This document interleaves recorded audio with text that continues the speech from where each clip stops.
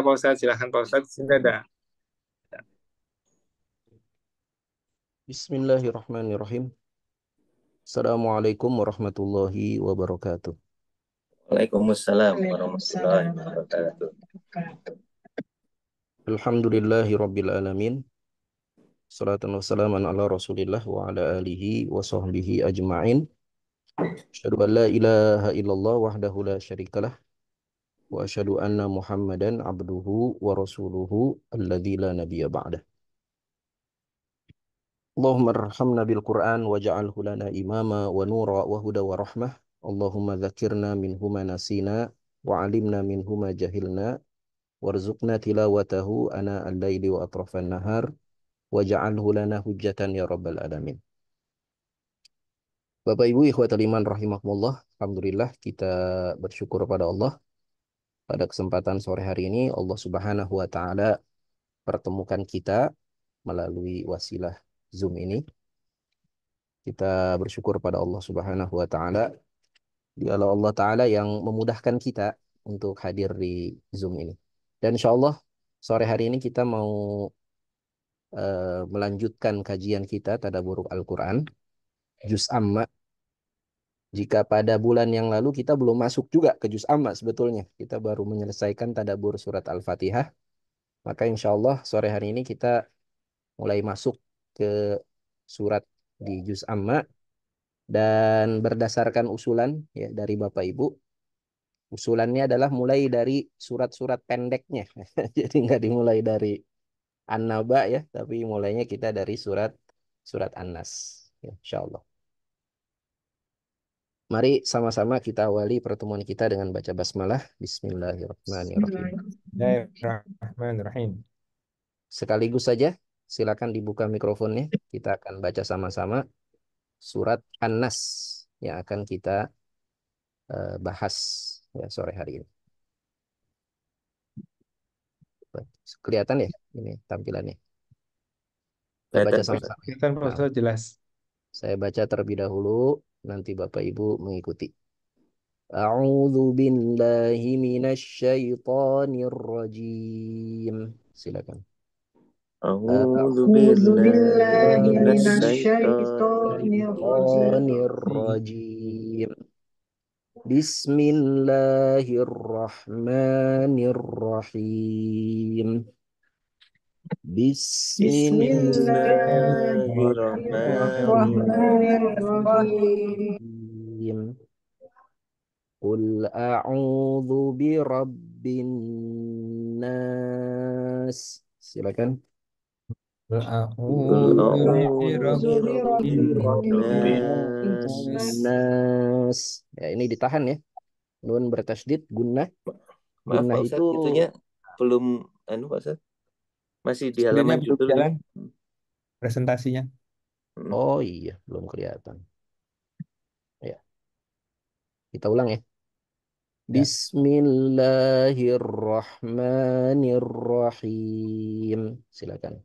Bismillahirrahmanirrahim. Bismillahirrahmanirrahim. Bismillahirrahmanirrahim. Qul a'udzu birabbin nas. Silakan. Qul Qul Qul a'udzu a'udzu a'udzu birabbin birabbin birabbin nas. nas. Malikin nas. Silakan.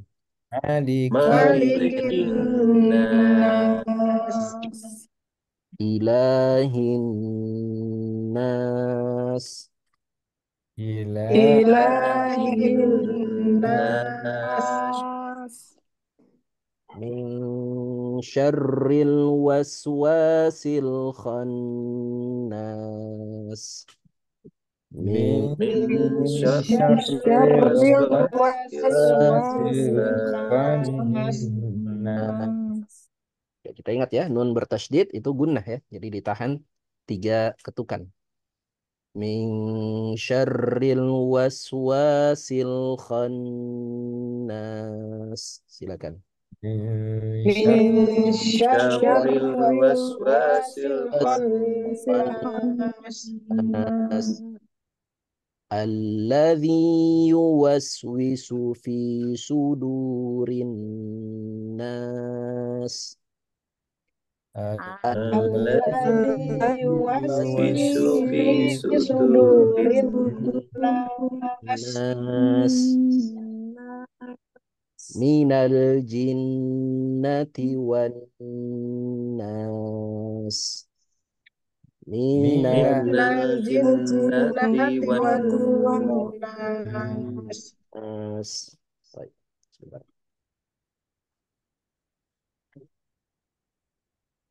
Baik, Bapak Ibu ikhwatal iman rahimakumullah.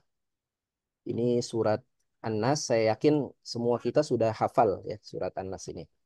Udah hafal belum? Hafal ya insya Allah. Salah, Biasanya Pak Ustadz. setelah menghafal surat Al-Fatihah ya, anak-anak kita itu biasanya lanjut dengan menghafal surat-surat pendek dan menghafal surat An-Nas. Ya. Dan surat An-Nas ini termasuk surat Makkiyah, ya, surat Makkiyah, surat yang turun di kota Makkah. Dan di antara karakter dari surat Makkiyah itu adalah surat-suratnya pendek, ayat-ayatnya pendek. Surat-suratnya itu berbicara tentang tauhid, tentang akidah, tentang keimanan. Ya. Dan surat An-Nas ini berbicara tentang keimanan. Berbeda nanti dengan surat-surat Madaniyah. Surat-surat yang turun di kota Madinah, itu biasanya surat-suratnya panjang-panjang, ayat-ayatnya panjang, dan biasanya berbicara tentang hukum. Ya.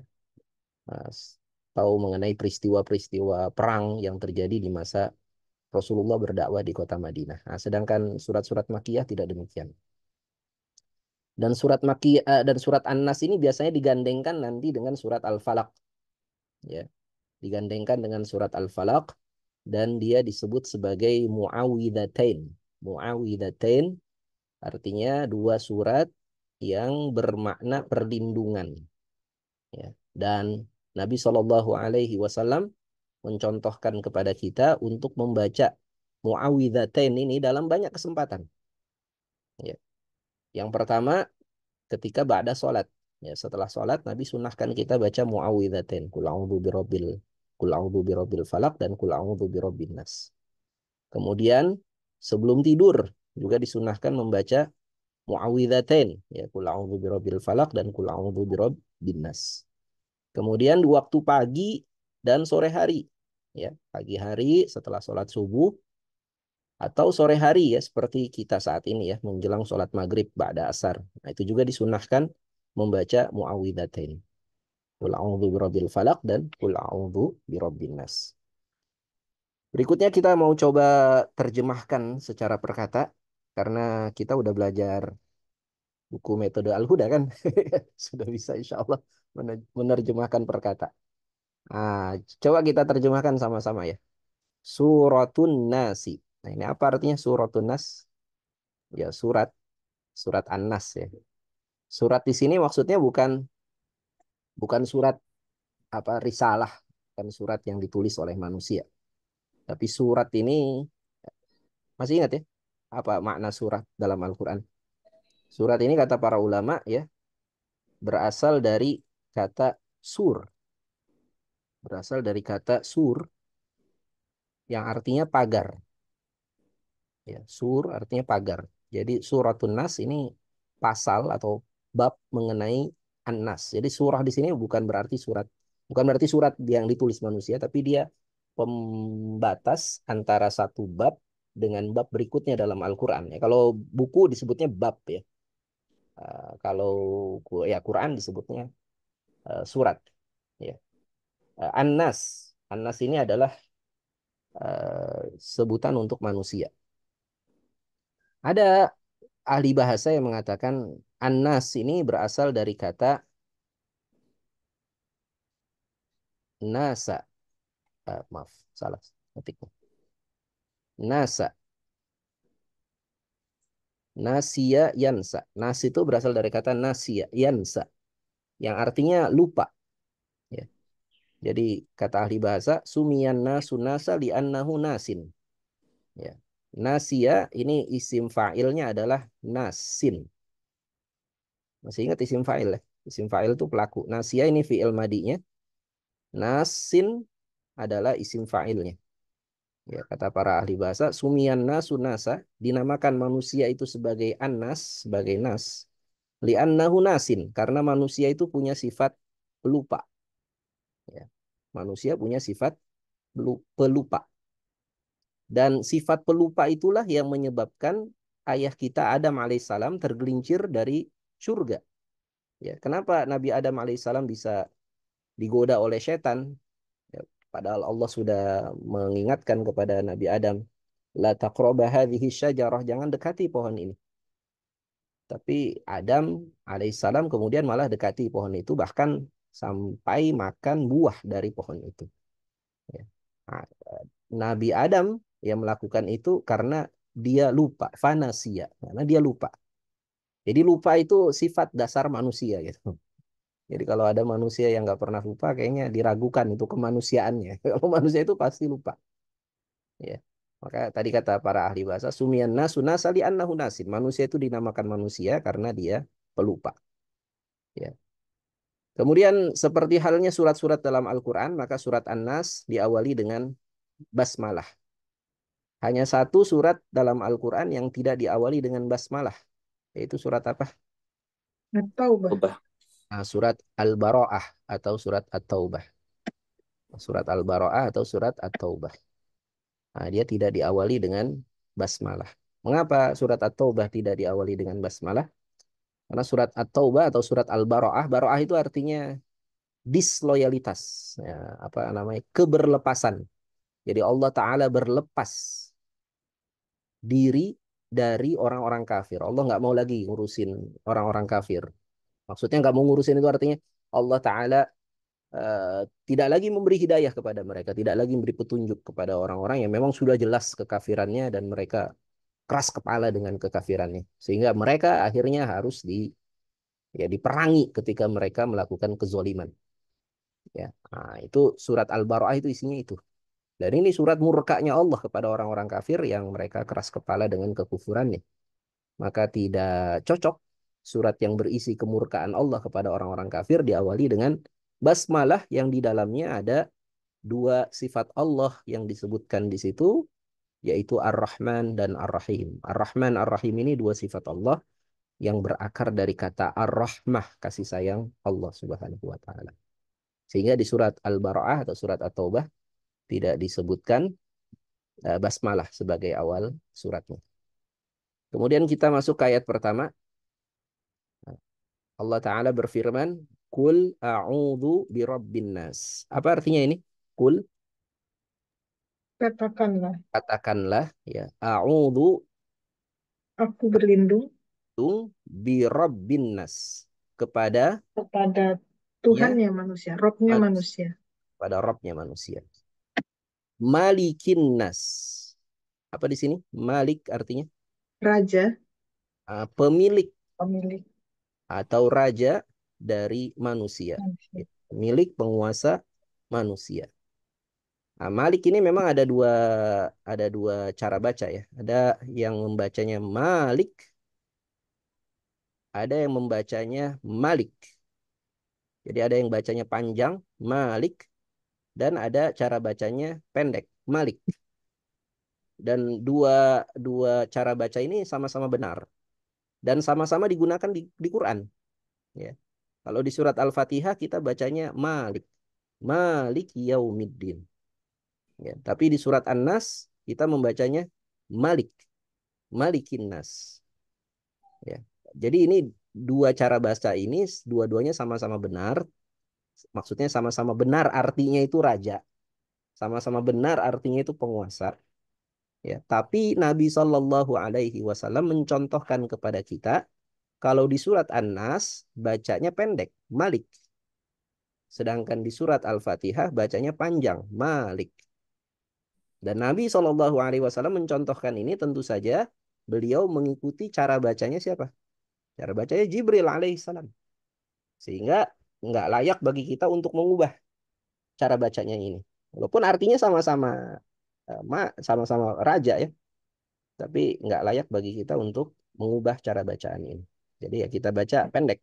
Malikin nas. Malik raja, penguasa, pemilik. An-nas manusia. Kemudian ilahin nas.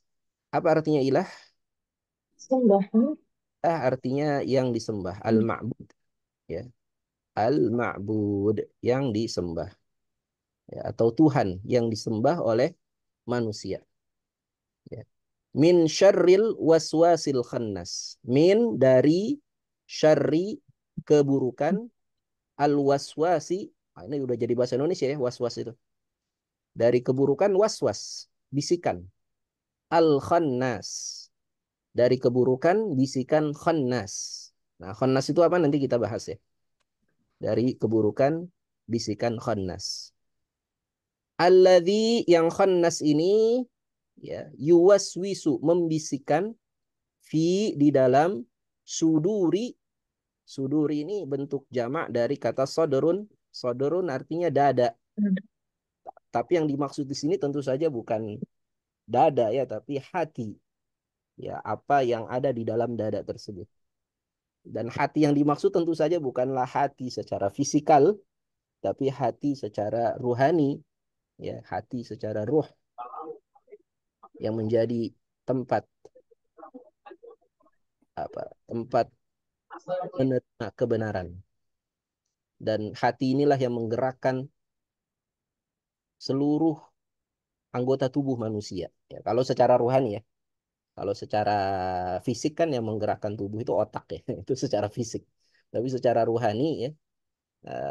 Jadi dalam dalam diri manusia itu ada anggota tubuh, ada anggota ruh ya. Jadi ada anggota badan. Anggota badannya itu mata, telinga, mulut, itu anggota badan tuh, paru-paru, jantung, empedu, lek-lekan ya, macam-macam itu, ginjal, itu anggota badan.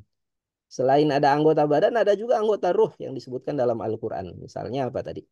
As-sam'u, pendengaran. Pendengaran itu belum tentu adanya di telinga ya. Telinga itu anggota organ fisiknya. Kalau organ ruhnya disebut as-sam'u, pendengaran, penglihatan, kemudian hati. Ya, dalam hati nanti ada fuad, ada qalb, ada macam-macam. Ya.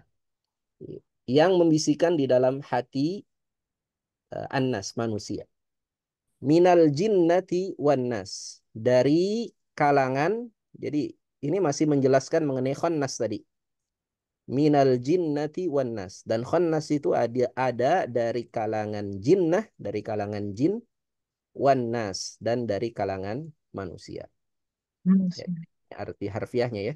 Qul a'udzu birabbin nas, katakanlah aku berlindung kepada Tuhannya manusia, malikin nas, rajanya manusia, ilahin nas, Tuhan yang disembah oleh manusia, min syarril waswasil khannas, dari keburukan bisikan al-khannas, alladzi yuwaswisu fi sudurin nas, yang al-khannas ini membisikkan di dalam hati-hati manusia, minal jinnati wan nas. Baik al-khannas itu dari kalangan jin maupun dari kalangan manusia. Nah, ini arti harfiahnya. Kalau kita perhatikan ya, Bapak Ibu ikhwatal iman rahimakumullah, surat An-Nas ini menunjukkan kepada kita keindahan bahasa Al-Quran. Ya, keindahan bahasa Al-Quran. Dan memang surat-surat Makkiyah itu salah satu keunggulannya adalah dia memiliki apa istilahnya itu, musikalitas. Dia bukan musik ya, bukan musik, tapi memiliki musikalitas, memiliki nada yang ya yang mengagumkan. Coba kita perhatikan di sini. Ini surat An-Nas.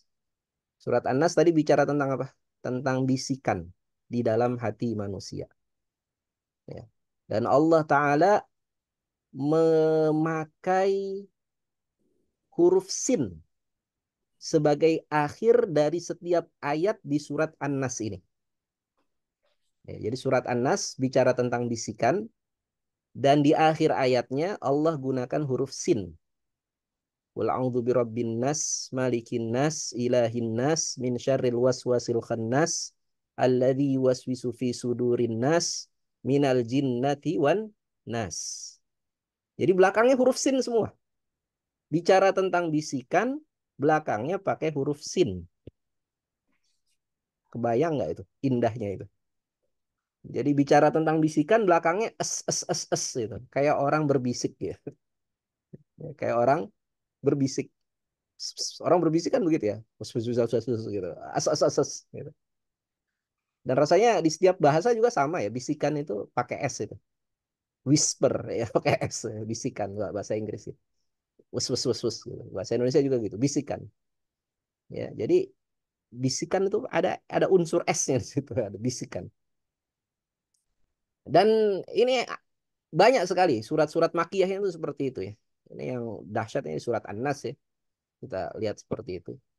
Surat yang biasa juga dijadikan contoh itu surat Al-Adiyat itu juga dahsyat ya. Surat Al-Adiyat itu bicara tentang kuda perang yang berlari terengah-engah. Akhir ayatnya pakai huruf apa, Pak? Bu? Pakai huruf H. Wal adiyati dhabha fal muriyati qadha irati subha fa'atharna bihi naq'a. Baru A. Wawasat nabihi jama'a. Belakangnya ada ha, ha, ha, a, a. Mirip apa? Mirip suara kuda terengah-engah. Ya.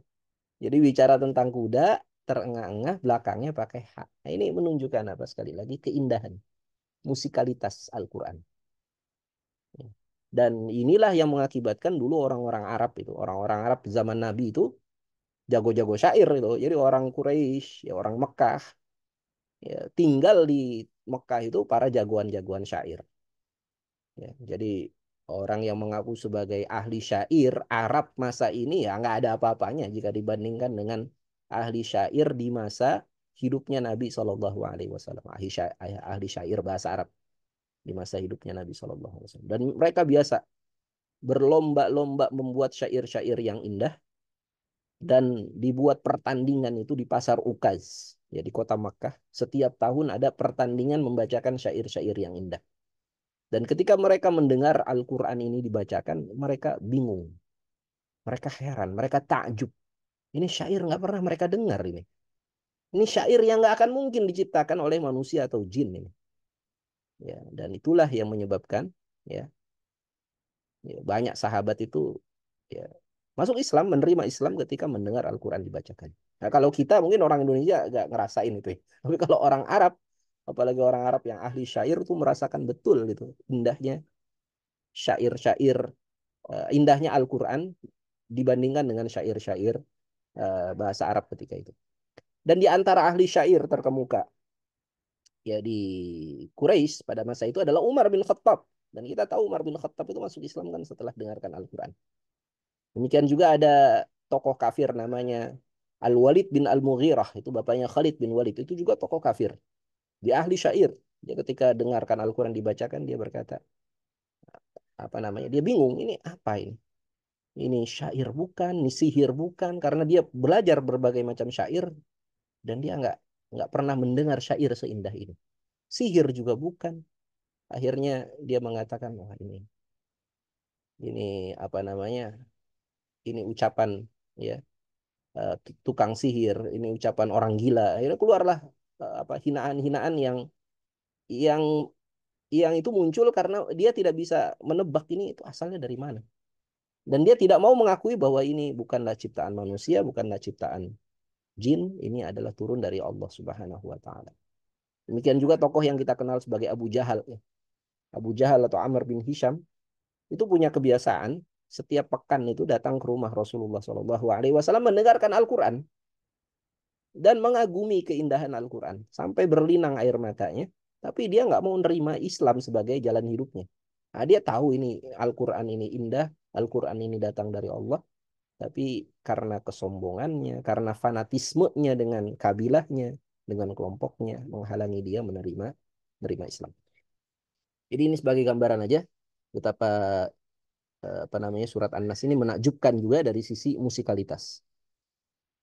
Kemudian sebelum kita lanjut, saya ingin juga bahas dari sisi kaidah bahasa Arab. Karena kita sudah belajar buku metode Al-Huda itu ya. Coba saya ingin kita tebak sama-sama ya. Ayat pertama ini kira-kira jumlah ismiyah atau jumlah fi'liyah ini? Ini kan Ya, kalimat. benar. Hah?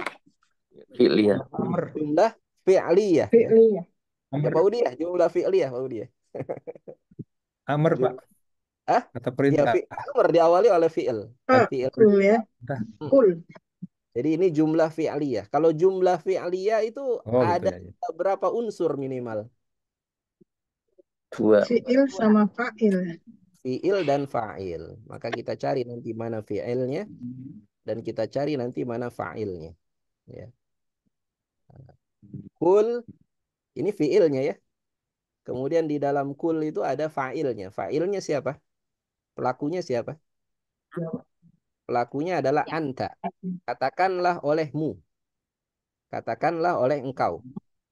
Nah, engkaunya ini dahulu tentu saja merujuk kepada penerima wahyu ini. Penerima wahyu ini siapa? Rasulullah Rasulullah SAW. sallallahu alaihi wasallam. Ya, jadi qul katakanlah wahai Muhammad, a'udzu, ya Allah taala mengajarkan kepada Rasulullah sallallahu alaihi wasallam bentuk ta'awudz.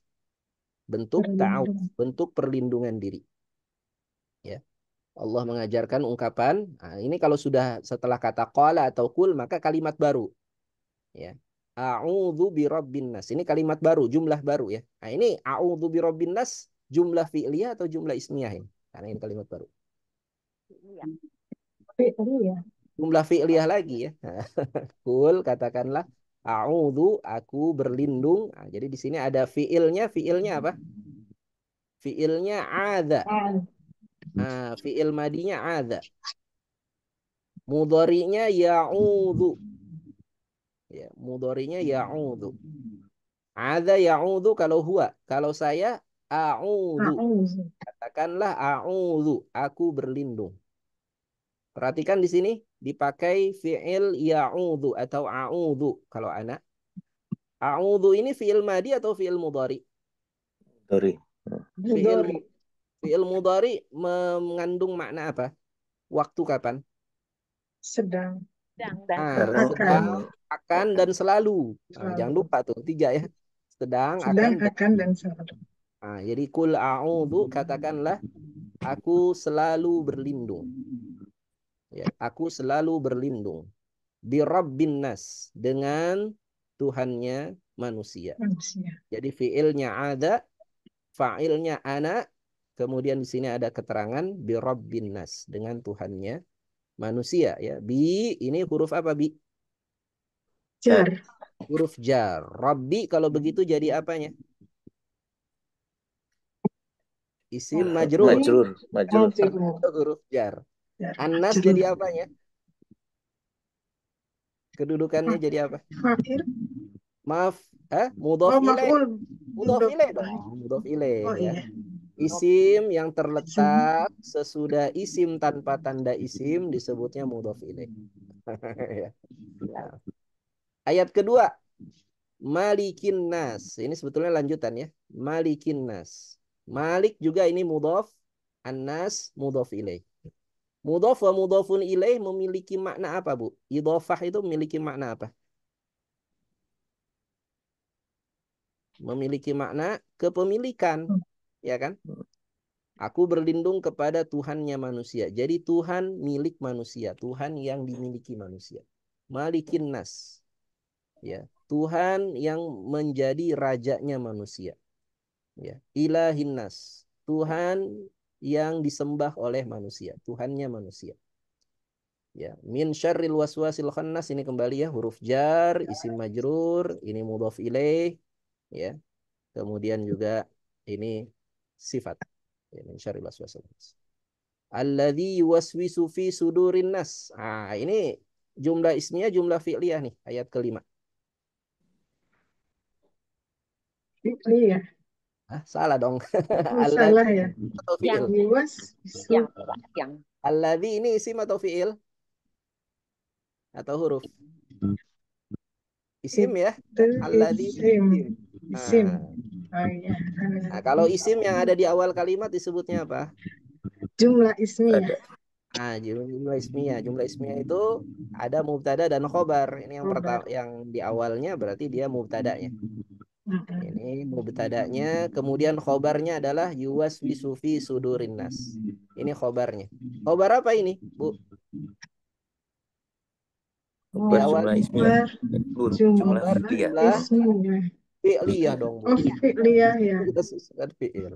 Waswis Minal fi jinnati sudur. wan nas. Ustadz, udahlah nggak usah dibahas, Ustadz. Puyeng, Ustadz. Ya, ini pelajaran kita ini. Ya, insya Allah besok. Baik. Jadi tadi sudah kita terjemahkan artinya, kita sudah bahas mengenai musikalitasnya, kita sudah bahas juga mengenai kaidah atau tata bahasa yang ada di dalam surat An-Nas. Sekarang kita masuk tadabur, merenungkan artinya. Ya. Allah Subhanahu wa taala menyuruh kita melalui Rasulullah Shallallahu alaihi wasallam untuk berlindung kepada Allah. Berlindung kepada Allah. Qul a'udzu birabbin nas. Katakanlah aku berlindung kepada Allah. Dan di sini Allah Subhanahu wa taala menyebutkan 3 sifat Allah. Apa saja 3 sifat Allah yang disebut tadi? Ya, yang pertama Allah menyebut sifatnya adalah Rabbin nas. Ya, Rabbin nas. Maaf, warnanya kurang. Ya, Rabbin nas. Rabb itu apa artinya Rabb?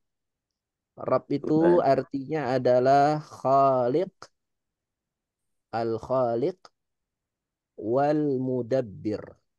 Itu arti Rabb. Salah.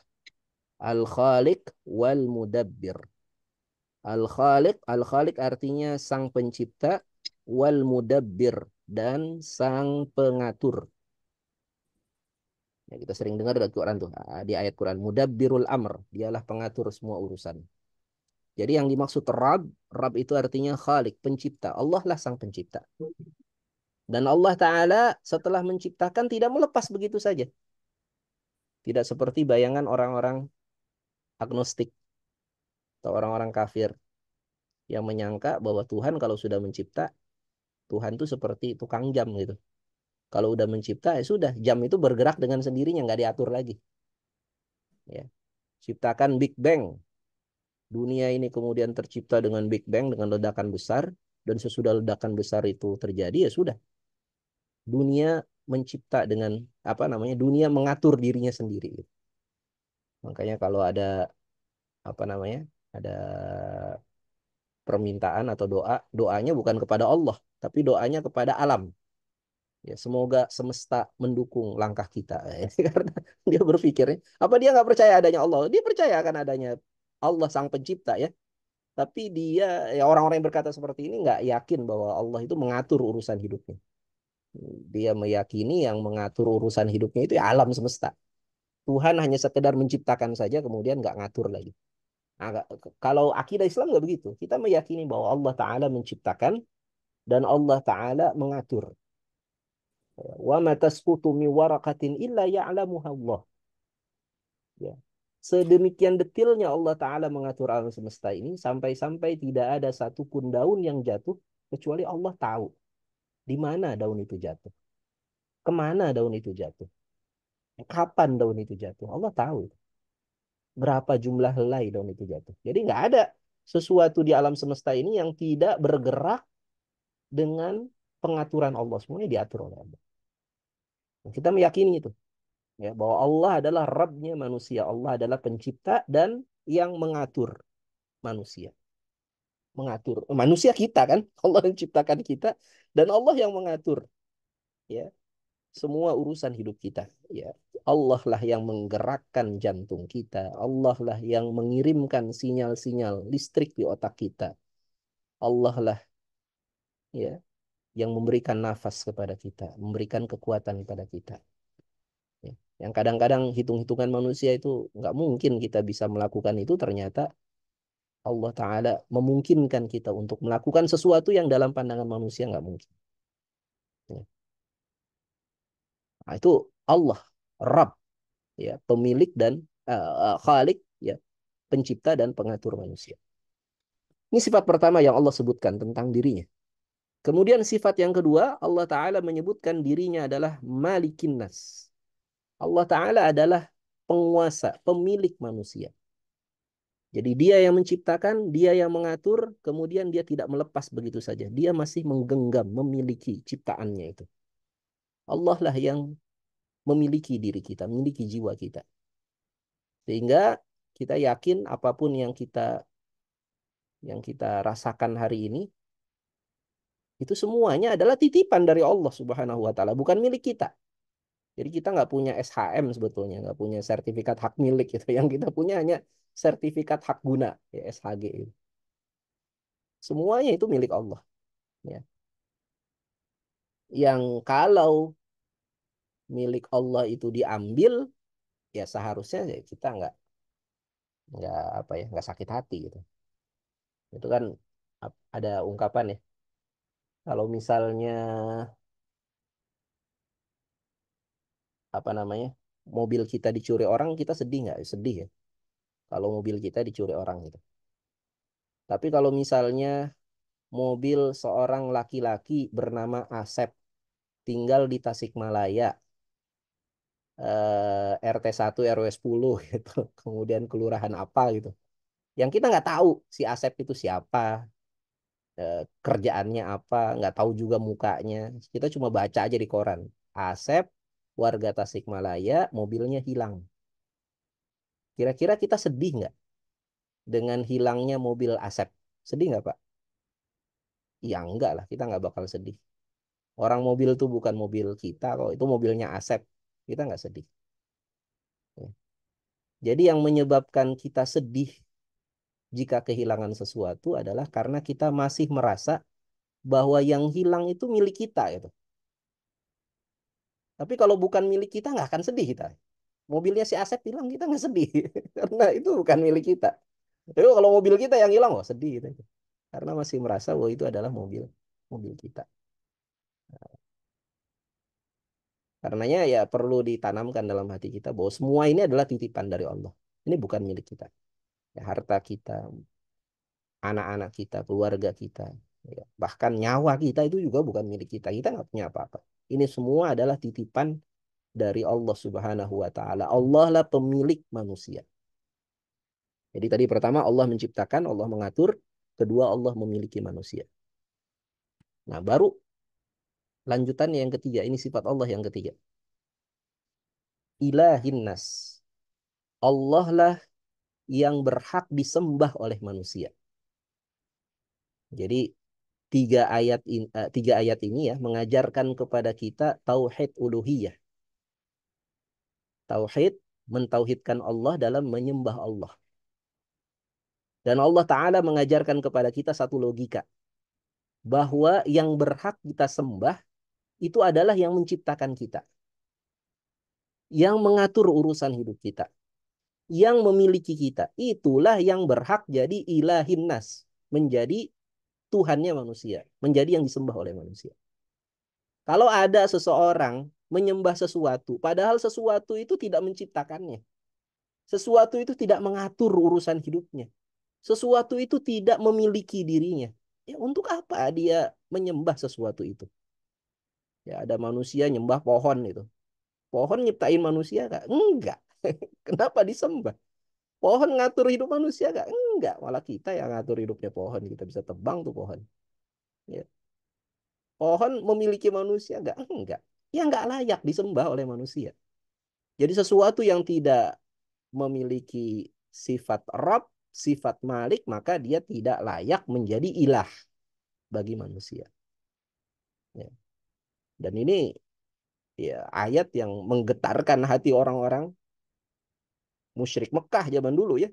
Nah, orang-orang musyrik Mekah mereka selain menyembah Allah, mereka juga menyembah berhala-berhala. Yang berhala-berhala itu bukan nggak memiliki sifat Rabb, ya bukan pencipta manusia, bukan pengatur hidup manusia, nggak memiliki manusia, ya. Tapi kok manusia malah nyembah kepada berhala itu. Nah, yang dimaksud menyembah ya, yang dimaksud ibadah bukan hanya sekedar ruku dan sujud ya. Tapi yang dimaksud dengan ibadah itu adalah al-khudu' wa ta'ah. Merendahkan diri dan taat. Nah, itu makna harfiah dari ibadah itu. Ibadah itu secara harfiah maknanya adalah kita tunduk dan kita taat. Kita patuh kepada aturannya, kita taat kepada aturannya. Nah, itu berarti kita menyembah kepada sesuatu itu. Sehingga ketika kita memproklamirkan sebagai seorang muslim, ucapan kita yang pertama adalah la ilaha illallah. Tidak ada yang berhak untuk kita sembah, tidak ada yang berhak untuk kita patuhi, kita taati, ya, kecuali Allah. Kenapa? Karena kita sadar Allah lah yang menciptakan kita, mengatur urusan hidup kita, memiliki semua yang ada pada diri kita. Nah, jadi ini 3 ayat pertama ini adalah 3 ayat yang menegaskan mengenai pentingnya tauhid, ya. Tauhid rububiyah, tauhid mulkiyah, dan tauhid uluhiyah, ya. Tauhid rububiyah itu artinya apa? Kita meyakini hanya Allah lah satu-satunya Rabb kita tadi, sang pencipta kita, sang pengatur urusan hidup kita. Kemudian tauhid mulkiyah, kita meyakini Allah lah satu-satunya yang memiliki kita. Nggak ada yang memiliki diri kita kecuali Allah. Ya. Kemudian tauhid uluhiyah, artinya apa? Kita meyakini bahwa Allah lah satu-satunya yang berhak untuk kita sembah. Sembah. Nah, karena nggak ada yang berhak kita sembah selain Allah. Karena Allah lah tadi Rabb dan Malik kita. Dan ini selalu begitu Pak, Bu, ya. Kalau kita baca ayat-ayat Al-Quran, kita renungkan ya. Ayat-ayat yang berbicara tentang tauhid. Selalu Allah Subhanahu wa Ta'ala sebelum suruh manusia menyembah Allah, Allah Ta'ala berikan dulu gambaran bahwa Allah itu memang layak untuk disembah. Karena Allah yang menciptakan, Allah yang mengatur, Allah yang memiliki manusia. Mengatur alam semesta dan seterusnya. Ya. Sehingga manusia itu punya gambaran itu. Kenapa sih saya harus sembah Allah? Ya saya sembah Allah itu ya karena Allah lah pencipta. Kalau dia bukan pencipta kita, kita nggak akan menyembah Allah. Kalau dia tidak menciptakan, tidak menguasai manusia, tidak memiliki manusia, maka dia tidak layak untuk kita sembah. Maka kita tidak akan menyembah sesuatu yang rendah gitu. Sesuatu yang tidak menciptakan kita, sesuatu yang tidak mengatur hidup kita nggak akan menyembah hal-hal yang rendah-rendah itu. Nah, ini ya 3 ayat pertama. Kemudian kita lanjut ke ayat berikutnya. Ya. Allah Ta'ala merintahkan kepada Rasulullah, ya, dan tentu saja selanjutnya kepada kita sebagai umatnya Rasulullah, agar kita berlindung kepada Allah dari bisikan khannas. Ya. Qul a'udzu birabbin nas, malikin nas, ilahin nas, min syarril waswasil khannas. Dari keburukan bisikan khannas. Apa yang dimaksud dengan khannas? Nah, di sini saya tampilkan saja penjelasan dari Imam Ibnu Katsir. Kata Imam Ibnu Katsir, yang dimaksud dengan khannas itu adalah wa huwa syaitanul muwakkalu bil insan. Ya, khannas itu adalah syaitan. Syaitan yang memang sudah ditugaskan untuk mendampingi manusia. Ya, muwakkal. Ya, dia mendampingi manusia. Ya. Jadi Allah Ta'ala ciptakan manusia dan Allah Ta'ala ciptakan ujian bagi manusia. Ada manusia, ada ujiannya. Ujiannya itu berupa apa? Setan. Ya. Dan manusia nggak akan lepas dari ujian itu. Sampai kapan? Sampai hari kiamat. Sampai kita meninggal. Sampai kita masuk ke alam yang lain. Barulah kita terbebas dari ujian keimanan itu. Ya. Jadi setan ini memang Allah ciptakan untuk menjadi batu ujian bagi manusia. Ya. Nah, dan setan ini bukan makhluk ya. Maksudnya bukan nama makhluk, bukan. Setan ini adalah nama sifat. Ya. Karena setan ini makhluknya ada jin dan ada manusia. Kalau makhluknya gitu. Ya, makhluknya ada jin dan ada manusia. Sedangkan jin dan manusia dia bisa beriman, bisa kafir. Ya. Ya, jadi ada jin dan manusia yang jadi setan, ada juga jin manusia yang tidak jadi setan, yang dia beriman. Ya. Ya. Tapi setiap manusia lahir, maka manusia sudah ditemani dengan syaitan. Syaitan dari kalangan apa? Syaitan dari kalangan jin. Fa innahu ma min ahadin, karena sesungguhnya tidak ada satu orang pun min bani Adam, dari keturunan Adam, illa walahu qarinun, kecuali dia pasti memiliki qarin. Qarin ini teman dekat, teman yang mengiringi. Teman dalam bentuk apa tadi? Dalam bentuk jin. Yuzayyinu lahul fawahisha. Yang qarin ini akan melakukan tazyin. Zayyana yuzayyinu itu ya tazyin. Apa artinya zain? Zain itu artinya keindahan. Kita mungkin sering dengar ada orang namanya Zain. Zainuddin, keindahan agama. Itu Zain. Ya. Zayyana yuzayyinu artinya memberikan keindahan. Memperindah. Yuzayyinu lahul fawahisha. Yang kerjaannya qarin dalam bentuk jin ini adalah dia memperindah bagi manusia al-fawahisha, perbuatan-perbuatan nista. Ya, perbuatan-perbuatan dosa. Nah, itu kerjaannya syaitan dalam bentuk apa tadi? Dalam bentuk qarin tadi. Syaitan dari kalangan jin dalam bentuk qarin. Ya, dan kita diminta oleh Allah berlindung dari qarin yang mendampingi kita sejak kita lahir itu. Ya. Dalilnya apa? Dalilnya adalah sabda Nabi Shallallahu Alaihi Wasallam menjelaskan mengenai ayat ini. Ya.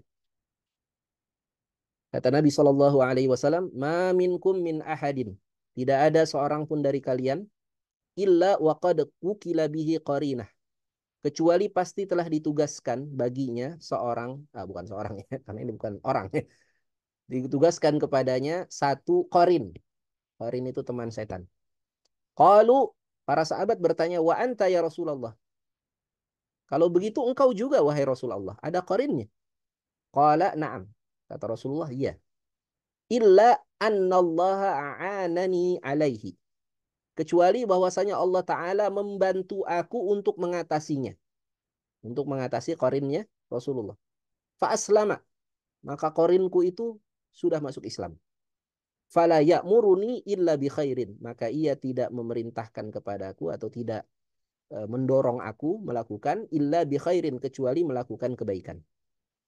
Jadi Rasulullah juga punya qarin, tapi qarinnya sudah masuk Islam. Jadi di sini kita bisa ambil pelajaran bahwa qarin berbentuk jin yang menemani kita itu bisa saja kita apa? Kita dakwahi. Bisa saja kita dakwahi. Bisa saja kita ajak dia. Dia ngajak kita kepada keburukan, sebaliknya kita ajak dia kepada kebaikan. Ya, sehingga dia nanti menjadi ya qarin yang muslim, ya, yang juga mengajak kita kepada kebaikan. Ya caranya bagaimana ya? Dengan kita mengamalkan sunnah-sunnah Nabi SAW. Kalau kita makan, kita baca basmalah. Ya, minum, baca basmalah, kita baca zikir-zikir. Ya, jadi zikir-zikir itulah yang melemahkan godaan qarin untuk menggelincirkan kita dari jalan kebaikan. Nah, ini dalil yang pertama. Dalil yang kedua, kata Nabi SAW, Inna syaitana yajri min bani Adam majrad dam. Sesungguhnya syaitan itu mengalir dalam tubuh anak Adam melalui aliran darahnya. Wa inni khasyitu an yakdhifa fi qulubikuma syai'an. Dan sesungguhnya aku khawatir jika syaitan itu melemparkan sesuatu ke dalam hati kalian berdua. Au qala syarran. Atau kalian berdua mengatakan keburukan. Ya, ini hadis diriwayatkan oleh Imam Al-Bukhari. Ya. Hadis ini asbabul wurudnya ya. Asbabul wurudnya itu Rasulullah pernah keluar malam hari di bulan Ramadan dari masjid. Ya. Sambil bergandengan dengan seorang perempuan. Dan kemudian ada dua orang sahabat yang menyaksikan Rasulullah gandengan dengan perempuan. Dan mereka kemudian menatap Rasulullah dengan tatapan curiga. Maka kata Rasulullah kepada dua orang sahabat itu, ya, wahai Rasulullah berkata, wahai kaum muslimin, ketahuilah ini adalah Safiyah binti Huyain. Safiyah binti Huyai bin Akhtab. Safiyah itu siapa? Safiyah itu istri Rasulullah gitu. Ketahuilah ini aku lagi bersama dengan istriku gitu. Kok kalian curiga sama aku gitu. Jadi karena malam ya nggak kelihatan kan. Kata Rasulullah, ketahuilah ini Safiyah binti Huyai. Dan kemudian Rasulullah menyebutkan hadis ini. Sesungguhnya syaitan itu mengalir dalam aliran darah manusia. Dan aku khawatir ya syaitan itu melemparkan dalam hati kalian keburukan. Karena kalian curiga kepada Rasulullah. Rasulullah kalian curigai gitu. Ini kan bahaya. Rasulullah kalian curigai melakukan keburukan. Padahal Rasulullah sedang berjalan bersama dengan istrinya, dengan Sofia. Jadi Sofia menjenguk Rasulullah iktikaf di masjid. Nah, karena sudah malam, Rasulullah mengantar Sofia pulang ke rumah ya. Dari masjid ke rumah Sofia nggak jauh kan. Rasulullah keluar dari masjid ingin mengantarkan Sofia ke rumahnya dan kemudian dilihat oleh dua orang sahabat tadi. Nah, ini dalil akan adanya khannas. Dalil yang lain, ya kata Rasulullah sallallahu alaihi wasallam, "Inna syaitana wadi'un khatmahu ala qalbi ibni Adam." Sesungguhnya syaitan itu menempatkan moncongnya di dalam hati anak Adam. Fa in dzakarallaha khanasa. Apabila anak Adam itu berzikir mengingat Allah, maka setan itu akan mundur. Wa in nasiyal taqama qalbahu fadzalika. Akan tapi jika ia lupa berzikir, maka syaitan akan memakan hatinya. Nah, ini hadisnya memang lemah tapi karena berkaitan dengan fadhail amal kata para ulama bisa diamalkan. Ya. Jadi hadis ini menunjukkan keutamaan apa? Keutamaan berzikir kepada Allah. Jadi kalau kita banyak-banyak berzikir kepada Allah, maka godaan syaitan itu akan melemah. Ya karenanya Allah perintahkan kita sholat 5 waktu. Sholat itu kan zikir. Ya. Sholat itu kan zikir. Aqimis sholat li dzikri. Dirikanlah sholat untuk mengingatku. Ya. Sehingga manusia itu senantiasa sadar, waspada dalam hidupnya. Ya. 5 kali sholat minimal itu. Ya, kalau bisa kita tambah dengan sholat sunnah, bagus lagi. Kalau kita bisa tambah dengan zikir-zikir yang lain, bukan hanya zikir dalam bentuk fisik. Ya. Kalau sholat kan zikir dalam bentuk fisik. Mungkin zikir dengan lisan kita, itu lebih bagus lagi. Ya. Maka akan melemahkan kemampuan setan dalam mengganggu kita. Ya. Kata Rasulullah Shallallahu Alaihi Wasallam kepada seorang sahabat, yang sahabat ini kendaraannya atau hewannya itu berjalan lambat, dan sahabat ini kemudian berkata, "Ta'isa syaitan, celaka setan nih, ya, gara-gara setan nih kendaraan saya jadi lambat." Maka Nabi kemudian mengingatkan kepada sahabat itu, "La takul ta'isa syaitan, jangan kau katakan celakalah syaitan, ya. Fa innaka idza qulta dzalika ta'azzama." Karena apabila kau katakan seperti itu, setan akan merasa besar. Jadi seakan-akan kau berkata yang menyebabkan kendaraan lambat itu setan gitu. Karena setan jadi merasa besar, ya. Hatta yakuna mithlal bait. Dia merasa besar sampai serupa dengan rumah besar segede rumah gitu. Wa yaqul, akan tapi katakanlah bikuwati. Wa yaqul, dan setan akan berkata bikuwati. Ya. Kendaraan itu menjadi lambat karena sebab kekuatanku. Walakin akan tetapi katakanlah bismillah, dengan nama Allah. Fa innaka idza qulta dzalika tasaghara. Karena sesungguhnya apabila kau ucapkan bismillah dengan nama Allah, tasaghara, maka setan itu akan mengecil. Hatta yakuna mithla dzubab, sampai setan itu serupa dengan lalat. Nah, jadi ini keutamaan baca basmalah ya. Jadi kalau kita baca basmalah, ya, mobil susah starter, ya, motor susah starter, kita baca basmalah, jangan kita maki-maki setan gitu. Karena kalau maki-maki setan, setan ngerasa wah ini kerjaan saya ini kekuatan saya. Enggak. Tapi kita ucapkan basmalah, bismillah. Nah, kita coba lagi bismillah.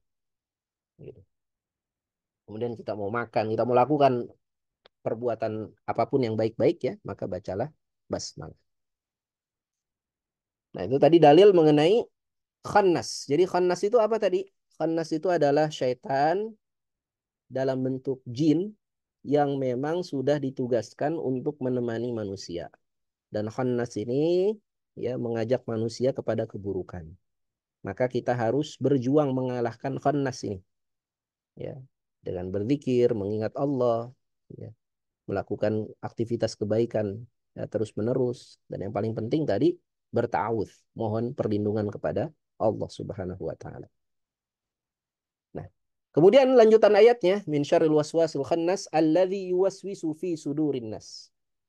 Ya, di ayat ini Allah Subhanahu wa taala juga menjelaskan bahwa khannas ini membisikkan ke dalam hati manusia ada dua macam, minal jinnati wan nas, dari kalangan jin yang tadi qarin, tapi juga ada khannas dari kalangan manusia, dari kalangan ya manusia biasa. Tapi dia jadi khannas juga. Jadi ada syaitan dari kalangan manusia. Ya. Dalilnya apa? Dalilnya adalah firman Allah Subhanahu wa taala surat Al-An'am ayat 112. Allah taala berfirman, "Wa kadzalika ja'alna likulli nabiyyin aduwan syayatinal insi wal jin." Demikianlah kami jadikan bagi setiap nabi itu ada musuhnya. Musuhnya itu siapa? Setan-setan dari kalangan manusia dan dari kalangan jin. Yuhi ba'duhum ila ba'din zukhrufal qawli ghurura. Karena setan itu kan tadi ya, tazin, dia menipu, memperindah perbuatan maksiat seakan-akan jadi baik gitu. Ya. Nah, macam-macam lah. Zina dia anggap apa? Sebagai selingkuh ya, selingan keluarga utuh gitu kan. Insya Allah. Pezina dia sebut sebagai pekerja seks komersial ya. Itu setan sebetulnya itu ya. Pekerja seks, kalau pekerja dapat jaminan tenaga kerja dong. dapat dapat perlindungan. Masya Allah. Jadi macam-macam lah itu. Ya. Nah ini Allah Ta'ala menyebutkan salah satu kelakuannya setan itu adalah yuhi, saling mewahyukan. Jadi wahyu itu membisikkan. Membisikkan kepada mereka, kepada sebagian mereka, zukhrufal qawli ghurura, perkataan-perkataan indah yang menipu. Ya. Makanya ada setan dari kalangan jin tadi ya, yang kecil-kecil itu ya korin-korin kita itu. Dan ada yang besar, setan dari kalangan jin itu. Yaitu siapa? Iblis. Nah, itu setan dari kalangan jin yang dulu telah menggelincirkan Nabi Adam alaihissalam. Nah, setan dari kalangan jin ini ya, dia nggak mati tuh. Umurnya panjang. Nabi Adam sudah wafat, iblis ini musuhnya Nabi Adam dari kalangan jin ini belum belum meninggal, belum mati ya, karena dia minta kepada Allah supaya dipanjangkan umurnya. Nah, selain setan dari kalangan jin, ada setan dari kalangan manusia. Ya. Rajanya setan dari kalangan manusia siapa namanya? Namanya Dajjal. Dan Dajjal tuh umurnya juga panjang, ya sama kayak iblis itu. Umurnya panjang, sudah hidup sejak zaman, ya, kata sebagian ulama berpendapat sejak zaman Nabi Musa dia sudah hidup, ya, sampai hari ini juga masih hidup, tapi belum muncul, ya, baru muncul nanti di akhir zaman. Dan sebelum munculnya Dajjal ini, setan dari kalangan manusia yang usianya panjang ini, ya, muncul terlebih dahulu Dajjalun kadzabun, Dajjal kecil, ya, para pendusta, ya, yang jumlahnya ya kalau dalam hadis disebutkan jumlahnya itu 30. Dan mereka seluruhnya mengaku sebagai nabi. Ini nabi-nabi palsu. Ya. Dan kalau kita hitung ya sudah lebih itu orang yang ngaku sebagai nabi palsu itu sesudah wafatnya Rasulullah Shallallahu Alaihi Wasallam. Ya. Nah, jadi ini para para penipu-penipu ini ya apa namanya ucapan-ucapan mereka itu indah menipu. Ya. Nah, kita nggak boleh dekati apa setan-setan dari kalangan manusia itu. Abi Dzar pernah berkata, "Ataitu Rasulullah sallallahu alaihi wasallam fil masjid, fajalastu faqala ya Aba Dzar." Rasulullah menegur Abu Dzar, "Hal shallaita? Apakah kamu sudah salat?" Qultu la. Kata Abu Dzar, "Saya belum salat." Qala kum fasalli. Bangunlah, salatlah. Qala fakumtu fasallaitu. Aku kemudian bangun dan aku salat. Tsumma jalastu. Kemudian aku duduk. Faqala, maka Rasulullah bersabda, "Ya Abu Dzar, ta'awwadz billah min syarri syayatinil insi wal jinni." Wahai Abu Dzar, berlindunglah kepada Allah dari keburukan syaitan manusia dan jin. Maka Abu Dzar bertanya, "Ya Rasulullah, walil insi syayatin, apakah dari kalangan manusia juga ada syaitannya?" Qala na'am. Ya kata Rasulullah, iya. Dari kalangan manusia juga ada setannya. Siapakah itu? Ya, sekali lagi, itulah orang-orang yang suka mengajak kita kepada keburukan dan dia menggunakan ucapan-ucapan indah untuk menjerumuskan manusia. Baik, sampai sini dulu. Kalau ada yang mau ditanyakan, saya persilakan. Ya, baik Pak Ustadz. Terima kasih Pak Ustadz. Rekan-rekan, ada waktu untuk bertanya. Silahkan, siapa yang mau bertanya? Nah, kalau belum ada ini Pak Ustadz, dari saya dulu ya. Nanti sementara rekan-rekan akan memikirkan mana tadi yang perlu pendalaman. Pertanyaan begini Pak Ustadz. Yang pertama, dalil adanya khonas. Tadi ada eh, cuplikan yang menyatakan bahwa, saya kutip ya Pak ya, maka ia tidak memerintahkan kepadaku gitu ya, kecuali, nah, ya, nah itu. Nah, Hmm. kata memerintahkan itu dinisbatkan kepada Korin atau siapa ya Pak ya? Dan mengapa Pada, menggunakan kata memerintahkan gitu, iya, kepada Korin ya, pada Korin. Korin gitu. Ya. Terus Ah, kenapa Rasulullah menggunakan memerintahkan? Apakah Korin-korin kita itu akan selalu memerintahkan kepada kita Pak Ustadz ya, bukan iya. mengusulkan atau membisikkan yang lain-lain? Iya. Ah, Masya Allah. Ya. Jadi di sini ya disebutkan fala ya'muruni, maka Qarin itu tidak memerintahkan aku. Jadi ini arti harfiahnya memang amara ya'muru itu memerintah. Nah, kita tahu ada fi'il amr ya. Fi'il amr itu kata kerja perintah, ya. Ya'muru ini fi'il mudhari'nya, ya'muru. Maka dia tidak memerintahkan aku illa bi khairin, kecuali kepada kebaikan. Jadi memang Qarin itu memerintahkan kita. Apakah merintahkan kepada kebaikan atau merintahkan kepada keburukan? Kebaikan kalau dia sudah kita tundukkan.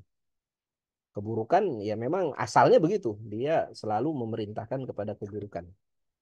Jadi sebaik-baiknya, itu kata kata Syekh Wahid Abdul Salam Al-Bali, ya. Sebaik-baiknya jin itu adalah seburuk-buruknya manusia. Jadi jin yang paling baik itu adalah seburuk-buruknya manusia. Karena jin memang kecenderungannya lebih kepada keburukan daripada kebaikan.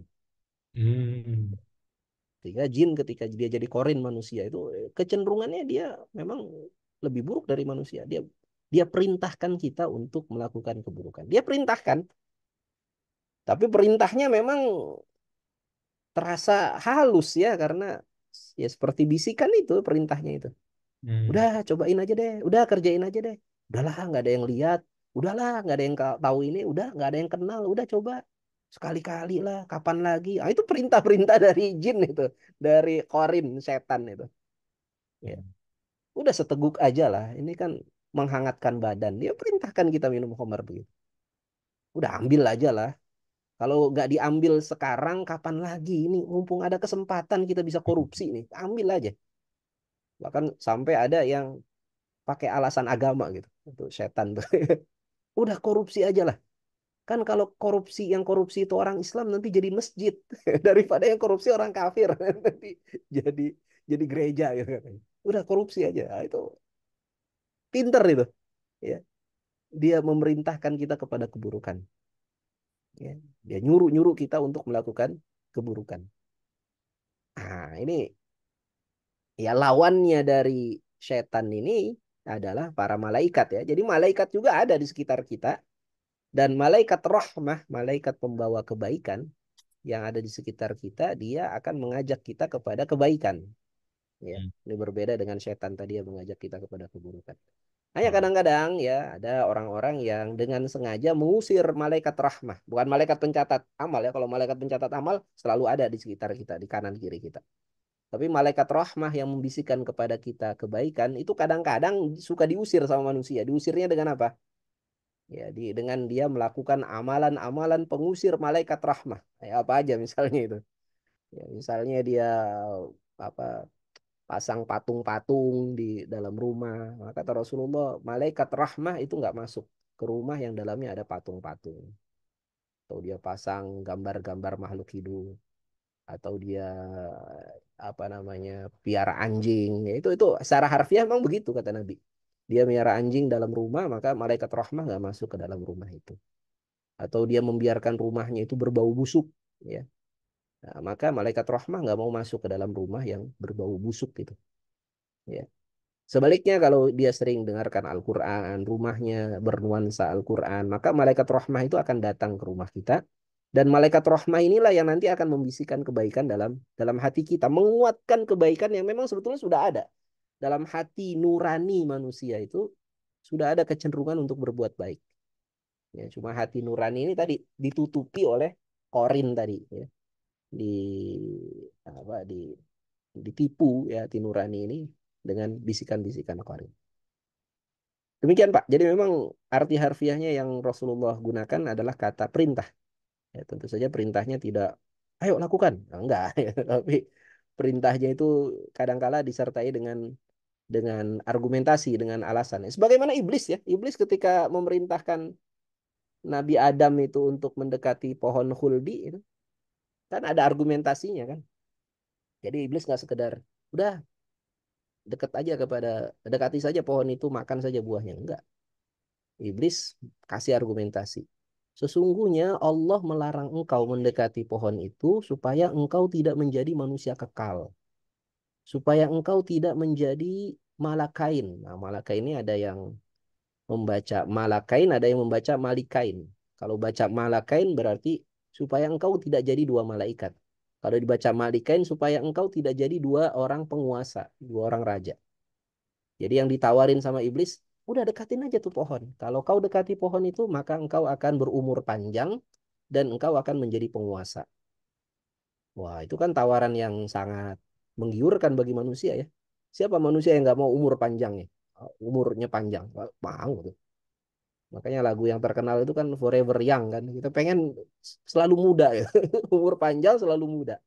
Dan pengen selalu berkuasa. Ya, itu yang ditawari sama iblis tuh kepada Nabi Adam. Oh, sekarang lagi ramai itu kan isu dinasti politik itu. Pengen berkuasa terus ya. Nah, jadi iblis memerintahkan Adam mendekati pohon juga diiringi dengan argumentasi.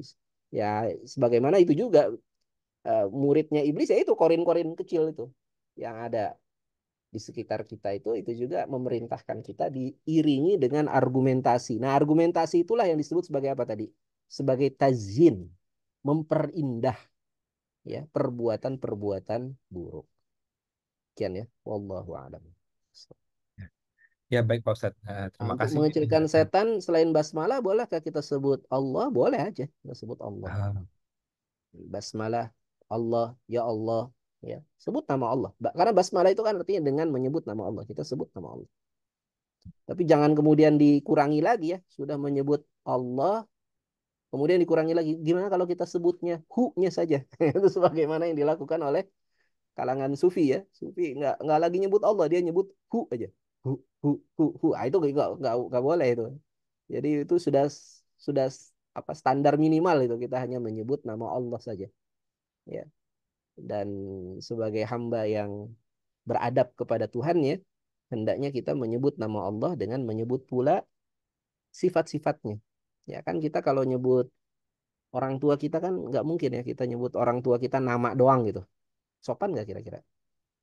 Abdul ya. Misal orang tua kita namanya Abdul kita sebut namanya aja Abdul ya nggak sopan. Bapak ya kita sebut Pak itu. Jadi kita sebut. Demikian juga ketika kita menyebut nama Allah ya. Sungguh sangat beradab seorang hamba ketika menyebut nama Allah maka dia menyebut nama Allah beserta dengan sifatnya. Ya Allah, ya Rahman, ya Rahim. Ya, ya Karim, ya Jabbar, ya Mutakabbir. Sebut nama Allah beserta sifatnya.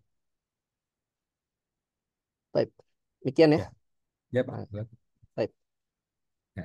Baik, Pak Ya, Ustadz. pertanyaan. Teman-teman semua, ya Alhamdulillah kita banyak tambahan ilmu pengetahuan bagi kita pada sore ini. Moga-moga barokah, semoga bermanfaat bagi kita.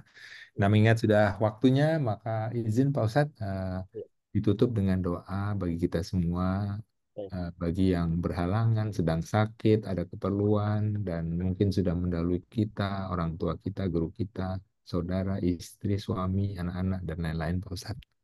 Ya, Mohon. ya. Nah, Baik. Bapak Ibu ikhwatal iman rahimakumullah, mudah-mudahan dengan kita mempelajari tadabbur surat An-Nas ini, ketika kita membaca surat An-Nas, semakin membawa makna. Jadi bacaan itu bukan hanya sekedar ada di lisan kita, tapi juga membawa makna ke dalam hati kita. Kita membaca surat An-Nas diiringi dengan kesungguhan kesadaran kita berlindung kepada Allah Subhanahu wa taala dari godaan musuh kita yang paling nyata. Musuh kita yang paling nyata itu apa? Syaitan. Ya. Ya, inna syaitana lakum aduun fattakhidhuhu fattakhidhuhu aduwa. Sesungguhnya syaitan itu musuh paling nyata bagi kalian, maka jadikanlah syaitan itu sungguh-sungguh sebagai musuh. ayah kita Adam alaihissalam ketika turun ke muka bumi, Allah Ta'ala perintahkan Adam turun beserta dengan setan. Ya. Kulnah bitu minha jami'a fa imma ya'tiyannakum minni huda. Kata Allah, turunlah kalian semua ya dari surga ini ke muka bumi. Fa imma ya'tiyannakum minni huda. Maka siapa saja di antara kalian yang mengambil petunjuk dariku, maka dia akan mampu mengalahkan syaitan. Jadi faman ittaba'a hudaya fala khaufun 'alaihim wa lahum yahzanun. Jadi jalan kita untuk mengalahkan musuh kita itu yang namanya setan itu adalah dengan mendekat kepada Al-Qur'an. Dan Al-Qur'an ya surat An-Nas mengajarkan kepada kita satu bacaan untuk mengalahkan syaitan, yaitu banyak-banyak kita berta'awudz ya berlindung kepada Allah Subhanahu wa taala. Apabila ada godaan baik itu bisikan yang tidak terlihat maupun bisikan yang terlihat, ada teman-teman kita, ada lingkungan kita, ada pergaulan kita yang membisikkan kita, mengajak kita untuk melakukan keburukan, maka segeralah kita berta'awudz berlindung kepada Allah Subhanahu wa taala. Baik, marilah kita akhiri pertemuan kita sore hari ini dengan sama-sama memohon kepada Allah Subhanahu wa taala.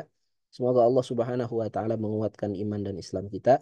Semoga Allah Subhanahu wa taala terus-menerus memberikan hidayah petunjuk kepada diri kita, kepada keluarga kita, pada anak-anak kita, istri kita, keturunan kita.